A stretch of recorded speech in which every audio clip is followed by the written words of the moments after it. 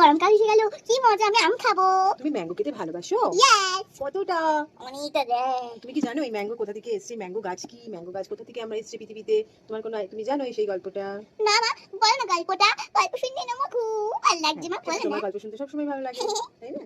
তো শোনো, তোমাদেরকে আজকে আমি একটা ম্যাঙ্গোর গল্প বলি। এই যে আমরা আম খাই, আম গাছটা কোথা থেকে এসেছে তোমরা কি কেউ জানো?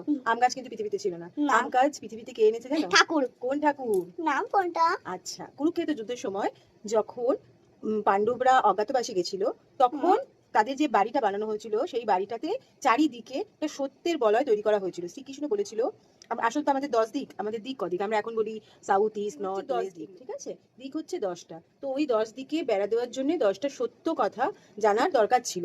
তাই শ্রীকৃষ্ণ পাণ্ডবদের 5 ভাইকে এবং দ্রৌপদীকে বলা হয়েছিল তোমরা প্রত্যেকে সত্যি কথা বলবে, আর একটাও যদি মিথ্যে কথা হয় তাহলে কিন্তু ওই দিকটা ঘেরাও দেওয়া সম্ভব হবে না। তো এই 5 ভাইয়ের মধ্যে প্রথম যুধিষ্ঠিরকে জিজ্ঞাসা করা হয়েছিল তুমি কি এই যুদ্ধ চাও? যে যুদ্ধটা কুরুক্ষেত্র যুদ্ধটা হতে চলেছে তাতে কি তুমি চাও? তখন যুধিষ্ঠির বলেছিল না, আমি যুদ্ধ চাই না, ওরাও আমার ভাই, সুতরাং আমি যুদ্ধ চাই না। তারপরে ভীমকে বলা হয়েছিল, ভীম বলেছিল আমি তো যুদ্ধ করতে চাই, আমি যদি দুঃশাসনের রক্ত দিয়ে, বুকের রক্ত দিয়ে আমার দ্রৌপদী মানে পাঞ্চালী যিনি, তার বেনি বন্ধন করতে চাই।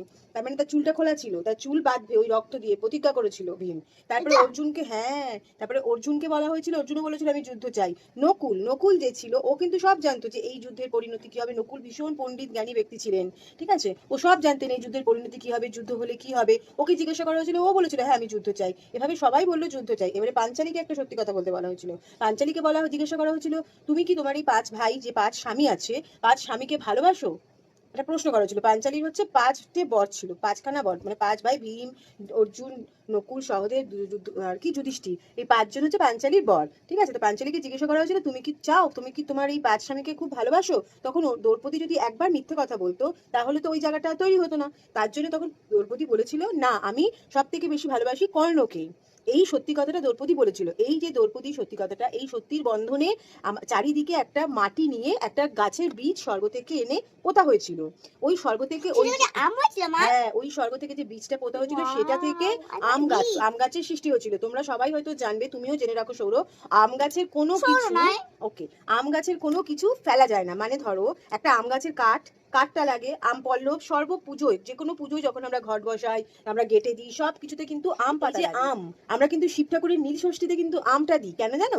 যেহেতু আম হচ্ছে স্বর্গের একমাত্র ফল, যেটা স্বর্গ থেকে পৃথিবীতে আনা হয়েছিল। আমাদের ন্যাশনাল ফ্রুট ম্যাঙ্গো।